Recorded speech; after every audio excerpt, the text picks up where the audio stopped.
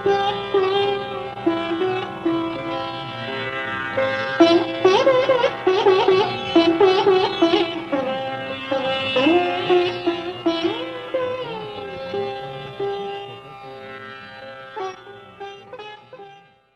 बराच परिचय त्यांनी आता करून दिला. सर मला ॲक्च्युली आत्ता इथं विचारत होते की EG न्यूज हे काही शॉर्ट फॉर्म आहे का. तर EG हा एडवर्ड ग्लोबलचा शॉर्ट फॉर्म आहे. एडवर्ड ग्लोबल ही एक परसेप्शन मॅनेजमेंट फर्म होती जिनं 7 देशांमधली सरकारं पाडली आणि त्यामुळे एडवर्ड ग्लोबलचं मी EG असं शॉर्ट फॉर्म करून EG न्यूज या नावाने ते करतो, कारण माझी इच्छा आहे या देशातलं सरकार पडावं. आज जो विषय सांगितला तो लोकशाही रक्षण, आणि मी ॲक्च्युली सरांना म्हटलं फोनवरती की अर्ध्या तासात कसं काय करायचं. तर कारण धोका इतका भयंकर आहे आणि धोक्याचंच वर्णन जर करत गेलो आणि किंबहुना अनेक राजकीय पक्षांमधल्या नेत्यांना सुद्धा अजून त्याचं पूर्ण भान आलेलं नाही की किती प्रचंड मोठा धोका आहे आणि त्या दिशेने धावत सुटलेलं आहे आत्ताचं सरकार. तर त्यामुळे पण आता हे सगळं जर कन्साईज करायचं असेल तर सरळ जर म्हणायचं तर आजच्या या लोकशाहीला धोका रेशीम बागेमधून आहे, याच्यात काहीही शंका नाही. आणि आमच्याकडे नाशिकला गांधी जयंतीच्या दिवशी एक कार्यक्रम होता आणि त्या कार्यक्रमात संघावरती बोलायला मला म्हणून त्यांनी तू ये असं मला सांगितलं होतं. तर मी गेलो त्या कार्यक्रमामध्ये आणि त्या त्याची त्यांनी बरीच प्रसिद्धी केली होती. तर मला एकाचा फोन आला नाशिकमधल्या एका संघाच्या माणसाचा, मला म्हणे की तू शाखेमध्ये एकही दिवस नाही गेलास, तू कसं काय संघाबद्दल बोलणार. तू एकदा संघात ये, 15-20 दिवस एखाद्या शाखेत राहा आणि मग तुला कळेल संघ किती छान आहे. तर मी म्हटलं असं आहे, उकिरडासुद्धा विलोभनीय दिसतो, फक्त नजर डुकराची हवी. आणि माझ्याकडे माणसाची नजर आहे, त्यामुळे मला तो उकिरडाच दिसतो, तर मी त्या उकिरड्याबद्दल बोलेन आणि बोलू शकतो म्हटलं. तर हा सरळ आज धोका आहे आणि त्या ज्या अजेंड्यावरती आत्ता अगदी या लेटेस्ट न्यायसंहिता नावाचा जो प्रकार लोकसभेमध्ये मंजूर करण्यात आला आहे, राष्ट्रपतींनी त्याला मंजुरी दिली आहे, तिथपर्यंत हा धोका आहे. आता या धोक्याच्या पार्श्वभूमीवरती या लोकशाहीचं रक्षण कसं करायचं, तर मला सर्वात पहिल्यांदा असं वाटतं की या देशाने स्वातंत्र्य कसं मिळवलं.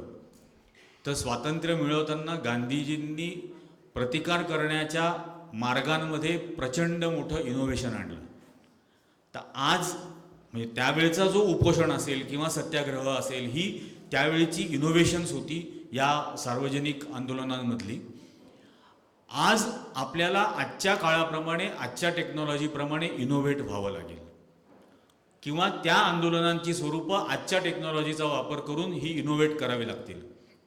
आता पुण्यामध्ये तर खरं इतके कल्पक लोक राहतात आणि पुण्यातल्या पाट्या जगप्रसिद्ध आहेत.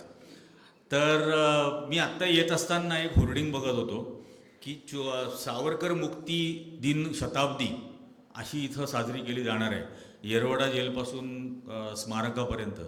तर माझ्या मनात असं आलं की आपण मुक्तीचा मार्ग असं एखादं प्रकाशन ठेवू शकतो का, प्रदर्शन, या मुक्तीच्या मार्गाचं प्रदर्शन, की हा मुक्तीचा मार्ग कसा साध्य झाला, कोणत्या टप्प्यांमधून हा साध्य झाला. मग ती स्वतः दिलेली 6 माफीपत्र, मर्सी पिटिशन्स, त्याच्या कॉपीज, किंवा अगदी येरवड्यामधून सुटका होत असतानाच्या मुक्तीच्या अटी आणि शर्ती, याचं प्रदर्शन केलं जाऊ शकेल का. तर हे होऊ शकतं, कारण की यांनी पहिल्यांदा, तुम्हाला आठवत असेल, एक जाहीर केलं होतं घर घर सावरकर असं एक भाजपतर्फे मोहीम चालवली जाणार. त्यावेळेला मी अशी फेसबुक टाकली होती की तुम्ही नका चालवू, मीच चालवतो घर घर सावरकर. आणि मी त्या पुस्तिका पण तयार करायला सुरुवात केली, छोट्या आणि व्यवस्थित, म्हणजे जे काही मिथ क्रिएट केलेली आहे ती आणि वास्तव, म्हणजे आभास आणि वास्तव, अशा अर्थाने हा संपूर्ण घर घर सावरकर मोहीम, मग त्यांनी ती थांबवूनच दिली, मग ती चाललीच नाही. तर या मुक्ती दिनाच्या निमित्ताने सुद्धा आपल्याला या मुक्तीच्या मार्गाचं एखादं प्रदर्शन ठेवता येऊ शकेल, जिल्ह्यामध्ये ठेवता येऊ शकेल. तर हे अशा पद्धतीने अनेक मार्गांनी या सगळ्या गोष्टींचा प्रतिकार केला जाऊ शकतो. आज आपण असं बघतो, म्हणजे बनारस हिंदू युनिव्हर्सिटीमध्ये जो काही प्रकार घडला, ज्या विद्यार्थिनीला पिस्तुलाची धमकी दाखवून तिच्यावरती गँगरेप केला गेला, गँगरेप केल्यानंतर ते अखिल भारतीय विद्यार्थी परिषद आणि त्यांच्या त्या IT सेलचे जे कोण मुलं आहेत यांनी त्याच्यानंतर 60 दिवस मध्य प्रदेशमध्ये जाऊन प्रचार केला आणि 60 दिवसानंतर ज्यावेळेला त्या बनारस हिंदू युनिव्हर्सिटीमध्ये आंदोलन केलं विद्यार्थ्यांनी, त्यावेळेला यांना अटक करायला लागली. CCTV फुटेजमध्ये या तीनही आरोपींचा चेहरा स्पष्ट दिसतो. आणि मग त्याही वेळेला मी तो एक EG न्यूजला मुद्दाम त्याचा व्हिडिओ केला. माझ्याकडे 100-125 भाजपच्या संबंधित असलेल्या लोकांची यादी आहे ज्यांच्यावरती बलात्काराचे गुन्हे आहेत.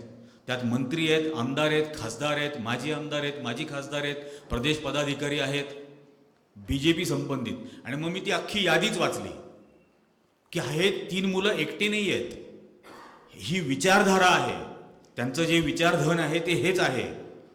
कारण मुळामध्ये याच्या मागे कोणीतरी आयडिओलॉजी लिहिलेली असते आणि ती आयडिओलॉजी ज्यांनी ती थेअरी लिहून ठेवली सावरकरांसारख्या माणसांनी, जो म्हणतो की बलात्कार हे राजकीय हत्यार आहे, म्हणजे माझ्यासाठी आणि आपल्यासाठी बलात्कार हा युद्धात केलेला सुद्धा गुन्हा समजला जातो. It is a war crime. इथं राजकीय विरोधकाच्या बाबतीमध्ये राजकीय हत्यार म्हणून वापरा, अशा प्रकारे ही आयडिओलॉजी अत्यंत परव्हर्ट, विकृत अशी ही आयडिओलॉजी लिहिली जाते. आणि मग ही सगळी उदाहरणं आपल्या डोळ्यासमोर यायला लागतात. ही संवेदनशीलता या लोकांच्या मनामधली टप्प्याटप्प्याने संपवण्याचा प्रयत्न केला गेला. नकळत ती संपत आली आणि हे एक अत्यंत खेदजनक आहे ही गोष्ट. म्हणजे उन्नाव कठुआमध्ये एका मंदिराच्या गाभाऱ्यामध्ये 8 वर्षाच्या मुलीवर 15 दिवस गँगरेप होतो. ते आरोपी हरियाणामधल्या मित्राला फोन करून बोलावून घेतात. तो हरियाणातला मित्र म्हणतो की मी येईपर्यंत तिला जिवंत ठेवा. तो हरियाणातून जम्मूला जातो, तोही बलात्कार करतो, मग तिचा खून केला जातो. आणि आरोपींना पकडल्यानंतर या मोदींच्या मंत्रिमंडळामधले 2 केंद्रीय मंत्री त्या आरोपींच्या समर्थनार्थ जम्मूमध्ये मिरवणूक काढतात. ही टप्प्याटप्प्याने संवेदनशीलता संपवत आणली, ती बिल्किस बानोपर्यंत आणली. बिल्किस बानोचे आरोपी सोडून दिले गेले भारताच्या 75व्या स्वातंत्र्य दिनाच्या दिवशी. मला अक्षरशः रडू आलं होतं त्या दिवशी ती बातमी वाचताना, की स्वातंत्र्य दिन अशा पद्धतीने तुम्ही लोकांच्या समोर साजरा करताय आणि स्वातंत्र्य सैनिक सोडवल्यासारखं त्यांचं स्वागत, त्यांना मिठाई वाटणार आणि मिरवणुकीने घरी घेऊन जाणार. आणि आपली संवेदनशीलता इतकी संपली की आम्हाला त्याच्याबद्दल काहीच खेद वाटणार नाही आणि बोलणार नाही. याचा प्रचंड प्रतिकार व्हायला हवा. मी अमेरिकेमध्ये असताना, अमेरिकेमध्ये मला बोलवलं होतं. स्टेट डिपार्टमेंटचं रिलिजियस फ्रीडमवरती हिअरिंग असतं तिथं दरवर्षी ते बोलवतात. आणि US काँग्रेसमध्ये ब्रीफिंग असतं वेगवेगळ्या विषयांवरती. 7 वेळेला आत्तापर्यंत ब्रीफिंग US काँग्रेसला मी दिलं. हे उगाच गोडवे गातात की हा पहिला पंतप्रधान जो 3 वेळेला US काँग्रेसला त्याने ॲड्रेस केलं. पण काय, कोणत्या, आणि त्यावेळेला पुणे विद्यापीठामध्ये त्या SFIच्या विद्यार्थ्यांना मारहाण झाली. मी फोन करून सांगितलं की मी स्पॉन्सर करायला तयार आहे, 100 पेपर स्प्रे तुमच्याजवळ ठेवा, प्रत्येक जण 2-2 ठेवा. अजिबात हल्ला होऊ द्यायचा नाही, मार खायचा नाही, याचा प्रतिकार झालाच पाहिजे. आणि सेल्फ डिफेन्स आहे तो.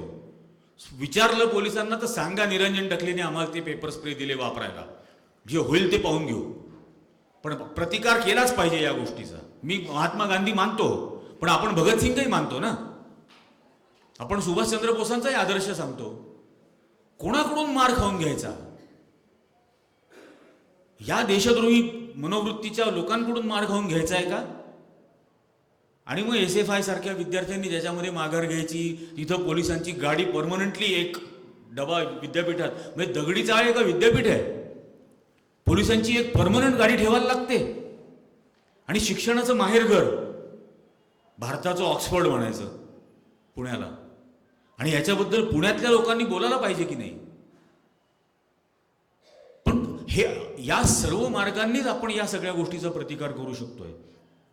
अनेक गोष्टी, म्हणजे आता EVMचा प्रकार आहे, आपल्याला सगळ्यांना माहिती आहे. एक वेळ अशी होती, 18 साली मी जाऊन EVMच्या हॅकिंगचं इन्व्हेस्टिगेशन केलं होतं. सय्यद शुजाची लंडनमधली प्रेस कॉन्फरन्स जी झाली होती ती सुद्धा ऑर्गनाईज केलेली होती, की कशा पद्धतीने पहिल्यांदा हे हॅकिंगचा प्रकार सुरू झाला.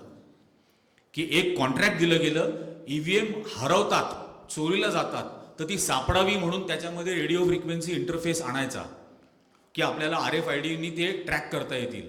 आणि मग रेडिओ फ्रिक्वेन्सी इंटरफेस आणल्यानंतर त्या टीमच्या जेव्हा लक्षात आलं की त्याचा वापर करून डेटा एक्सचेंज केला जातोय ईव्हीएम बरोबर, त्यावेळेला त्या 12 जणांपैकी 11 इंजिनियर्सला, 12 जणांची टीम होती, 11 जणांना मारून टाकलं गेलं. जो वाचला तो पळून गेला. पण तिथं ती सुरुवात झालेली. आज तर डायरेक्ट ईव्हीएम रिप्लेस केले जात आहेत. UPच्या निवडणुकांमध्ये आपण पाहिलं, मध्य प्रदेशच्या निवडणुकांमध्ये बघितलं, 7 फेऱ्या होत्या उत्तर प्रदेशच्या निवडणुकांना. 7व्या फेरीनंतर ज्या वेळेला दुसऱ्या पक्षाचे कार्यकर्ते त्या सेंटरपर्यंत गेले तेव्हा त्यांच्या लक्षात आलं ट्रकच्या ट्रक भरून ईव्हीएम येत आहेत आणि रिप्लेस होत आहेत. 19 लाख ईव्हीएम या देशातली चोरीला गेलेली आहेत. इलेक्शन कमिशन पोलीस कंप्लेंट तयार करायला नाही, भारत सरकार पोलीस कंप्लेंट तयार करायला नाही, कोणालाच वाटत नाही की ती 19 लाख चोरीला गेलेली ईव्हीएम कुठे आहेत हे शोधावं आणि त्याचाच वापर करून ती रिप्लेस होत आहेत. हा फक्त राजकीय पक्षांचा विषय नाही. मला असं वाटतं हा माझा विषय आहे. कारण मी मत देतो त्यावेळेला माझ्या आयुष्याची 5 वर्ष मी सुपूर्द करतो त्या सरकारला. आणि माझ्या आयुष्याची 5 वर्ष ज्या वेळेला मी देतो त्यावेळेला मला हा हक्क असला पाहिजे की मी ज्याला मत दिलं त्याला ते मिळालं की नाही हे माहिती असण्याचा. आणि ते मला माहितीच नाहीये. ते त्या पद्धतीने काउंट झालंय का ते मशीनच अख्खं रिप्लेस करून टाकलेलं आहे. म्हणजे राजकीय पक्ष हे स्टेक होल्डर्सपेक्षा मी 60 कोटी मतदारांचा प्रतिनिधी म्हणून मी सर्वात मोठा स्टेक होल्डर आहे या निवडणुकीतला आणि या लोकशाहीतला. 60-70 कोटी मतदार आहोत आपण. सर्वात मोठा स्टेक आपला लागलेला आहे. आपण आपली 5-5 वर्ष त्यांच्या स्वाधीन केलेली आहेत आणि त्या सगळ्या जानोमालचं नुकसान जे काही त्या 5 वर्षात होतं ते आपलं होतं. राजकीय पक्ष 40 असतील पण आपण 70 कोटी आहे. म्हणून मला असं वाटतं की मीच असं म्हणायला हवं की ईव्हीएम वापरलं तर मीच निवडणूक प्रक्रियेत भाग नाही घेणार. 70 कोटी मतदारांनी जर असं म्हटलं की ईव्हीएमच्या निवडणूक प्रक्रियेत आम्हीच भाग घेणार नाही. आता इंडिया अलायन्सनी रिझोल्युशन पास केलंय, ठराव पास केलाय. पहिलाच ठराव त्यांनी असं म्हटलेलं आहे की ईव्हीएमचा वापर होऊ नये आणि नंतर काय बॅलेट ते जी थर्मल प्रिंट येते ती थर्मल प्रिंट काउंट व्हावी. पण त्याच्यावरती माझा विश्वास नाही. कारण व्हीव्हीपॅट सुद्धा मॅनिप्युलेट केलं जाऊ शकतं. आणि दुसरी गोष्ट ती थर्मल प्रिंट आहे. मला ATM वरती जी मिळते ती थर्मल प्रिंट मिळते, ती 5 दिवसानंतर दिसेनाशी होते. हे काउंटिंगच 2 महिन्यांनी ठेवतात. त्यामुळे मग तितकी लाख प्रिंटर लावणार आहेत का नॉर्मल पेपरचे प्रिंटर्स? त्यामुळे याच्यावर विश्वास नाही. बॅलेट पेपरवरती निवडणुका होत होत्या, बॅलेट पेपरवरती आपण मतदान केलेलं आहे आणि बॅलेट पेपरवरती केलेल्या मतदानांचे निकाल सुद्धा 48 तासामध्ये लागत होते. ईव्हीएम वरती जर का निवडणूक तुम्ही घेत आहात तर त्याच दिवशी संध्याकाळी निवडणूक त्याच मतदान केंद्रामध्ये का नाही जाहीर केली जात? त्याच मतदान केंद्रामध्ये 1 मिनिटामध्ये त्या मशीनचं काउंटिंग होऊ शकतं. एकच बटन दाबायचं आहे ना त्या मशीनच्या रिझल्टचं. तर ते एक बटन दाबा आणि सांगून टाका की या बूथवर इतकं मतदान झालं आणि मग सगळ्या बूथचं कंपाईल करा डेटा. का अर्ध्या तासामध्ये निवडणुकीचे निकाल जाहीर होत नाहीत? का 2-2 महिने थांबायला लागतं? कारण रिप्लेस करायची असतात मशीन्स. राजकीय पक्षांचं मगाशी मी जे म्हटलं की ते गाफील आहेत किंवा त्यांना अजूनपर्यंत याचं भान आलेलं नाही या धोक्याचं. त्यातल्या अनेक जण तर आपल्याकडे महाराष्ट्रातही माहिती आहे संस्थानिक झालेले आहेत. त्यांना त्यांच्या संस्थांशी घेणं देणं, त्यांना बाकीच्याशी नाही. पण आपली आयुष्य पणाला लागलेली आहेत. आणि म्हणून आत्ता सुद्धा म्हणजे मी ज्या वेळेला माझ्या त्या लोयांच्या पुस्तकावरती एक पॉडकास्ट सिरीज बनणार आहे. तर तिथे असताना ज्या वेळेला हा विषय चालला होता, टीम केअर म्हणून व्हाईस प्रेसिडेन्शियल कॅन्डिडेट होते हिलरी क्लिंटनच्या वेळेला, त्यांनी बोलावलं होतं मीटिंगसाठी. आणि या लोयांच्या पुस्तकावरून पहिल्यांदा विषय झाला, इंट्रोडक्शन ते झालेलं होतं त्यांना. म्हणून त्यांनी मला विचारलं की खरंच असं होतं का? जज मेला जाऊ शकतो का? मारला जाऊ शकतो का? तर म्हटलं अमेरिकेमध्ये एका अमेरिकन नागरिकाचा खून करण्याची कॉन्स्पिरसी तुम्हीच उघड केली ना. कॅनडामध्ये एका कॅनेडियन नागरिकाचा खून झाल्याचा एव्हिडन्स तुमच्याच कॉन्स्पिरसीमधून याच्यातून एव्हिडन्समधून बाहेर आलाय ना. न्यूयॉर्क कोर्टामध्ये जो एव्हिडन्स तुम्ही दिलाय. तर अमेरिकेत आणि कॅनडामध्ये खून करण्याचे जर प्रयत्न होऊ शकतात तर भारतात खून नाही होऊ शकत. लोयांचा खून झालेला आहे आणि माझा लोया होऊ नये ही भीती संपूर्ण ज्युडिशियरीमध्ये पसरली आहे, ज्याचे परिणाम आपण आत्ता परवाच्या निकालापर्यंत पाहतो अडाणीच्या हिंडेनबर्ग बाबतीतल्या. पण हे भय पसरवण्याचा जर प्रयत्न आहे तर तुम्हाला हव्या असलेल्या सापळ्यामध्ये मी चालायला नकार देईन. तुमच्या या सगळ्या गोष्टीचं उत्तर मी घाबरणार नाही हेच असू शकतं. आणि हे जर आपण करू शकलो, हे भय आपण जर बाजूला करू शकलो, आणि शेवटी असं आहे, कधी ना कधीतरी मरणार आहोत ना. माझी लोयांच्या पुस्तकाचं लोयांची स्टोरी ज्यावेळेला 2017ला आली होती, 7वी पासून मी मुंबईमध्ये होतो. माझी मुलगी 7वीत होती, मी मुंबईमध्ये होतो, ती 7वीत नाशिकला होती. तर 7वी पासून तिचा माझा काही असा रोजचा संपर्क अशातला नव्हता. ही स्टोरी आली त्याही दिवशी ती हॉस्टेलमध्ये होती, 20 नोव्हेंबर 2017ला. रात्री 11:30 वाजता मला तिचा मेसेज आला. दिवसभरात आम्ही बोलू शकलो नव्हतो कारण मी या सगळ्या गडबडीत होतो. 11:30ला तिचा मला मेसेज आला आणि तिने मला लिहिलं की माणसाच्या आयुष्यात 2 दिवस सर्वात महत्त्वाचे असतात. पहिला ज्या दिवशी तो जन्माला येतो, आणि दुसरा ज्या दिवशी त्याला कळतं की त्याचा जन्म का झाला आहे. आणि तुझ्या आयुष्यात दोन्ही दिवस एकाच तारखेला येतात. हॅपी बर्थडे बाबा. त्यानंतर तिला कोणीतरी असं तिच्या कॉलेजमध्ये म्हटलं की तुझे वडिलांना खूप वाईट मरण येईल. ती म्हटली हरकत नाही, पण खूप चांगले जगले असं तर मला म्हणता येईल. आणि माझ्या मते आपण आपल्या मुलाबाळांसाठी घर घेतलं, बंगला घेतला, 2 फ्लॅट घेतले, गाडी घेतली, इतक्या लाखाचं डिपॉझिट करून ठेवलं, यापेक्षा एवढं एक वाक्य आपल्या मुलाबाळांसाठी आपण कमवू शकलो ना तर ती खूप मोठी गोष्ट असेल. आणि ते आपण कमवायची गरज आहे. सतत रोज निरंतर, म्हणजे भारत जोडोबद्दल पण जे बोललं जातं किंवा आधीची यात्रा झाली, ही निरंतर प्रक्रिया आहे. मी त्यांनाही, राहुल गांधींनी मला विचारलं होतं की याचा काय परिणाम होईल, तर मी त्यांना म्हटलं होतं की बा इमोशनल कनेक्ट एस्टॅब्लिश होतोय, हा खूप महत्त्वाचा भाग आहे आणि तो साध्य होतोय. मला म्हणजे इमोशनल कनेक्टनी काय होतं, तर 2 दिवसापूर्वी काहीतरी T20च्या मॅचमध्ये इंडिया हरली होती इंग्लंडकडून. तर मी त्यांना म्हटलं 2 दिवसापूर्वी मॅच होती आणि इंडिया हरली. तर म्हणे हो. मग म्हटलं लोक म्हणतात की फार वाईट झालं, इंडिया हरायला नाही पाहिजे होती. तर म्हणे हो बरोबर आहे. तर म्हटलं मग जिंकले असते तर काय झालं असतं. म्हणजे आनंद झाला असता लोकांना. म्हटलं पण ती इंडियाची टीम नाही आहे, ती BCCIची टीम आहे. आणि BCCIने सुप्रीम कोर्टात सांगितलं की आमचं प्रायव्हेट बोर्ड आहे, भारत सरकारचा, आणि याचा काही संबंध नाही. मग एका प्रायव्हेट बोर्डची टीम जिंको का हारो काय, मला काय फरक पडतो. पण तरीही आपल्याला ती भारताची टीम वाटते कारण तो इमोशनल कनेक्ट आहे. आणि हा इमोशनल कनेक्ट या यात्रेमधून साध्य होतोय. हा महत्त्वाचा पहिला भाग आहे. पण हा इमोशनल कनेक्ट निरंतर प्रक्रियेचा भाग आहे. हे कनेक्शन रोज त्यानंतरच्या काळामध्ये एस्टॅब्लिश ठेवायला लागेल.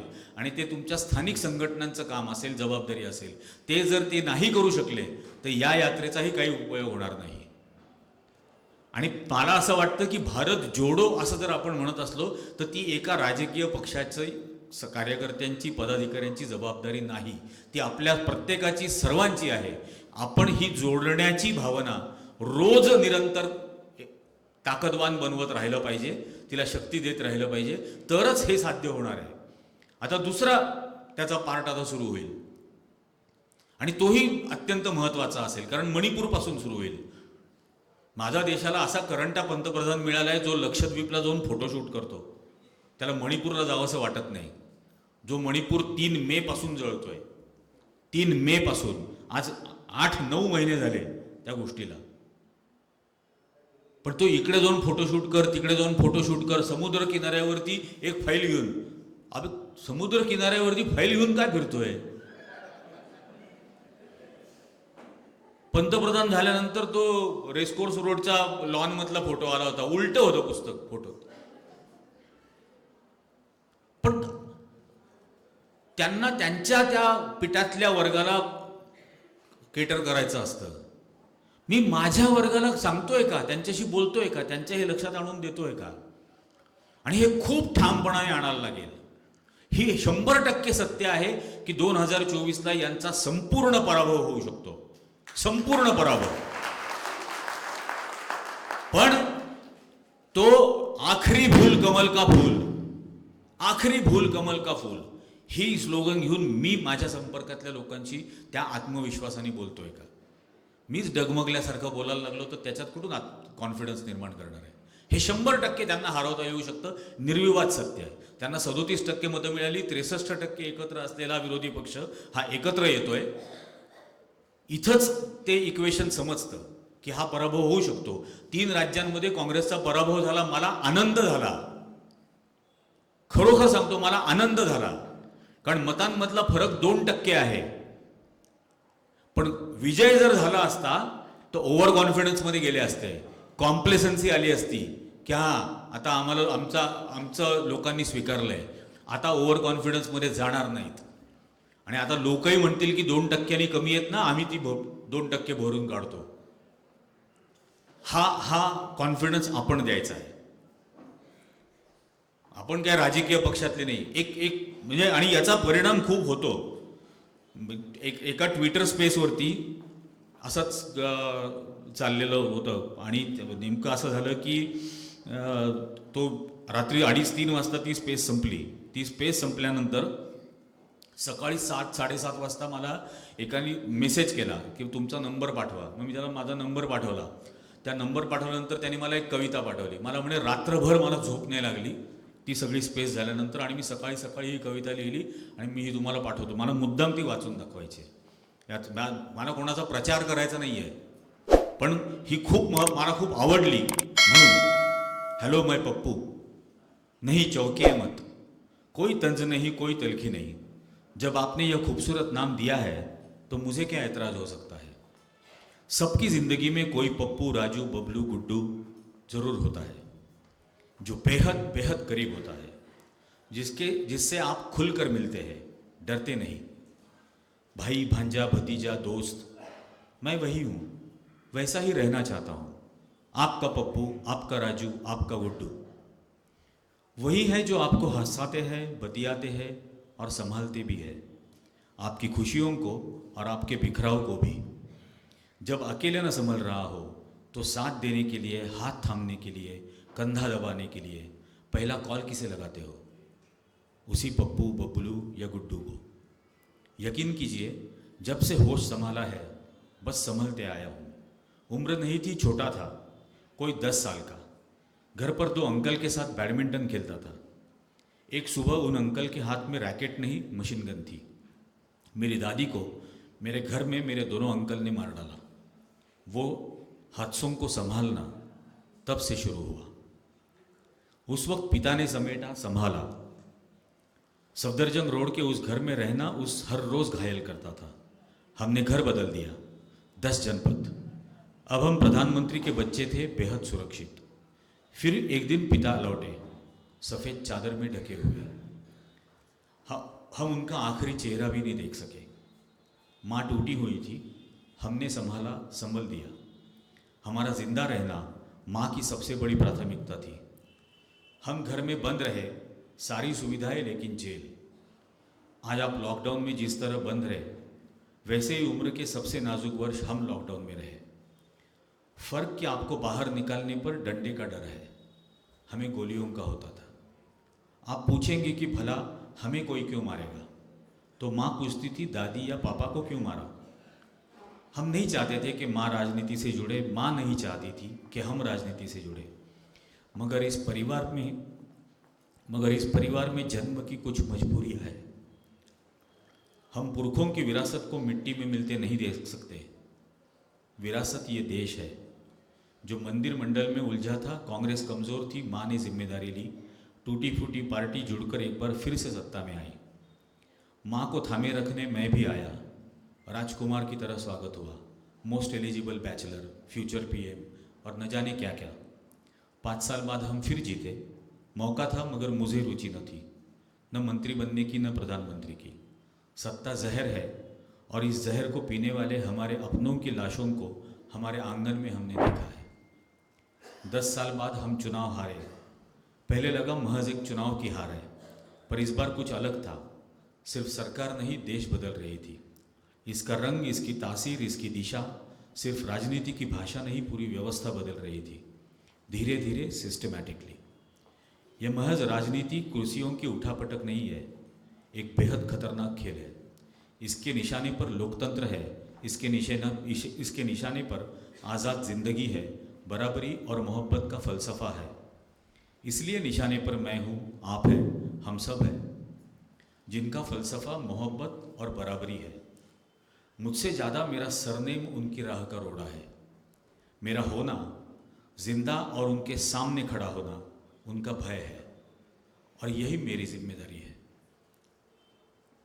मानता हूं मैंने चुनाव हारे हैं, एक बड़ी और मजबूत ताकत के हाथों मेरी हार हुई है, पर मुझे हराने वाली ये ताकत भाजपा नहीं, ये सरकार नहीं, ये ताकत जनता है। इस देश का युवा है, छात्र है, व्यापारी है, किसान है, कर्मचारी है, जो शायद अपनी ही भूमिका, अपने ही कर्म, अपने ही आदर्श, अपना ही इतिहास, अपनी ही ज़रूरत और जिम्मेदारियों को भूल गया है। जिन्होंने दिल ही दिल में गांधी, नेहरू, बुद्ध, नानक और निजामुद्दीन को नकार दिया है। और मेरी नियति बिखरे हुए को संभालना है, भूलना, माफ़ करना, मुस्कुराना, गले लगाना, बस यही आता है। यही मेरी राजनीति है। आपको यह कमज़ोरी लगे तो ठीक है, आपका फैसला आज सर माथे पर।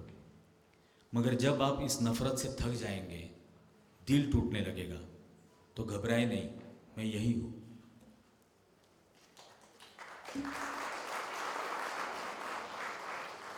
आणि हे उत्तर द्यायला, हा संदेश द्यायला आपण तयार राहिलं पाहिजे। आता 22 तारखेच्या निमित्ताने जो सगळा उन्माद तयार होतोय देशभरामध्ये, मग आमच्याकडे नाशिकला अख्खं रामायण आमच्या नाशिकमुळे घडलं। तर असंच माझं एखाद्या संघवाल्याबरोबर चाललेलं होतं। मी त्याला म्हटलं, बाबा आपण छोट्या छोट्या गोष्टी वाचतो काहीतरी बोध घेण्यासाठी, बिरबल अकबराच्या असतील, इसाप नीतीच्या असतील, तू रामायणातून बोध काय घेतलास? तर म्हणे म्हणजे काय? तर म्हटलं अख्खं रामायण का घडलं? तर म्हणे सीतेचं अपहरण झालं म्हणून। म्हटलं कसं काय झालं? लक्ष्मण रेषा आखून गेला होता, कोल्ही ओलांडून आलं तर दळून जाईल, मग सीता का नाही, रावण का नाही दळला? तर म्हणे नाही, सीताच ओलांडून बाहेर गेली। म्हटलं का बरं बाहेर गेली? म्हणे रावणाला भिक्षा द्यायला। अरे म्हटलं त्याची तर लंका सोन्याची होती, त्याला काय भिक्षा द्यायची? तर म्हणे नाही, तो साधूच्या वेशात आला होता। म्हटलं मग रामायणातला पहिला बोध आणि एकमेव बोध हा आहे की साधूच्या वेशात येणाऱ्यांपासून सावध राहा।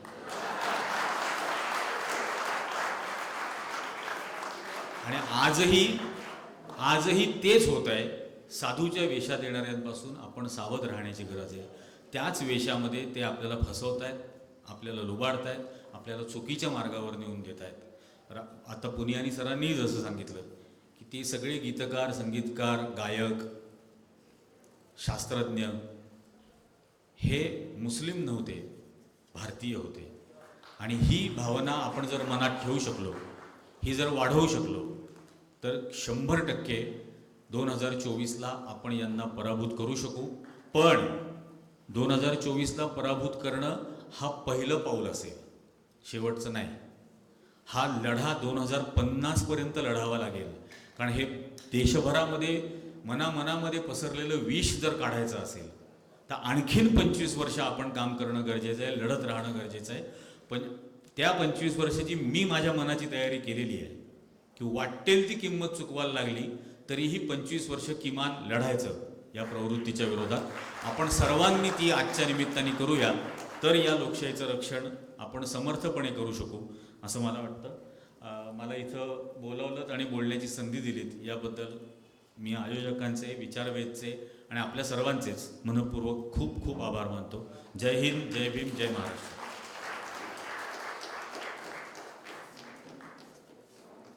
हां, 3 प्रश्न आलेत, मला एक घ्यायला सांगितलं आहे। तर सावरकर महात्मा गांधींच्या हत्येचे 8वे आरोपी यावर थोडा प्रकाश टाकल्यास बरे होईल। गांधीजींची हत्या झाल्यानंतर 5 फेब्रुवारीला सावरकरांना मुंबईमध्ये जिमी नगरवाला यांनी अटक केली। आणि जिमी नगरवाला हे महाराष्ट्रामधले CIDचे तपास प्रमुख होते, इन्व्हेस्टिगेशन ऑफिसर।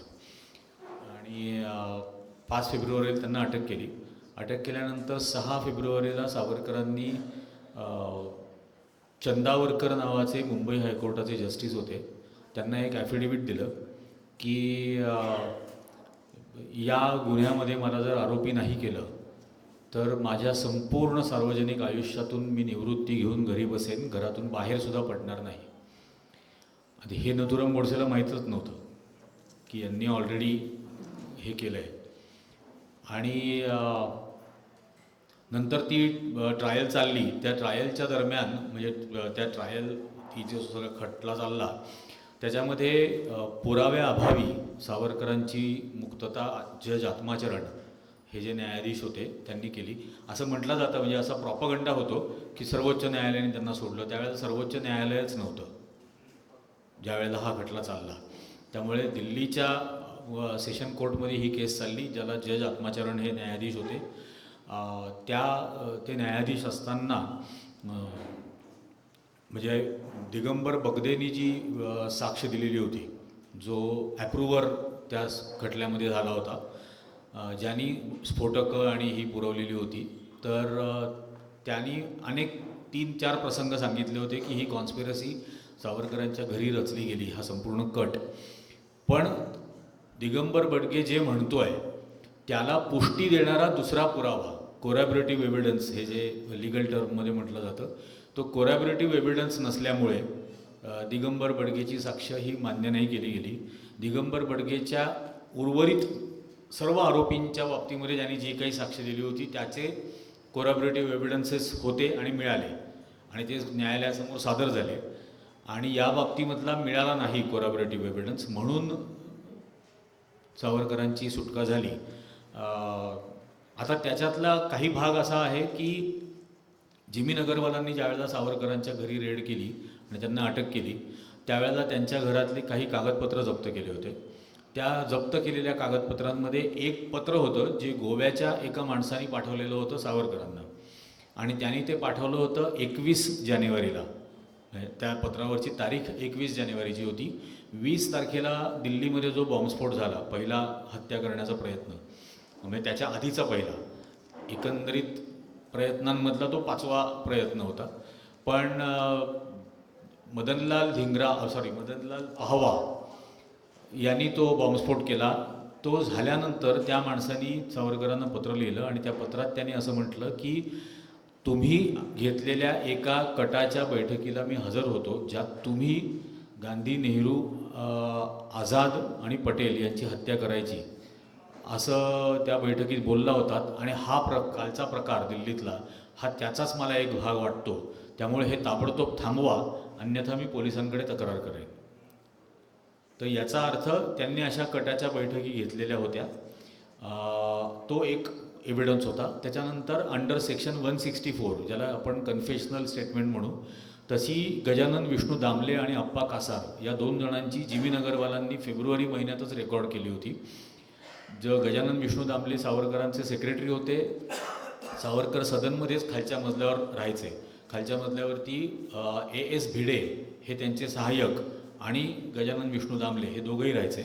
तर दामलेंनी आणि अप्पा कासार जो बॉडीगार्ड होता त्यांनी या दोघांनी जिमी नगरवालांना दिलेल्या 164च्या स्टेटमेंटमध्ये सांगितलं होतं की या तारखेला इतक्या वाजता या सगळ्या कॉन्स्पिरसी मिटिंग्स त्यांच्याकडे झाल्या. आणि हे क्लिअर होतं की ते आता काही गूढ याच्यातली जी आहेत की नगरवालांनी सर्व ही कागदपत्र ही संजीवी म्हणून जे दिल्लीमधले इन्व्हेस्टिगेशन ऑफिसर होते त्यांच्याकडे सादर केली. संजीवींनी ती कागदपत्र कोर्टात का सादर केली नाहीत याला काही उत्तर नाही, कारण संजीवी हयात नाहीत.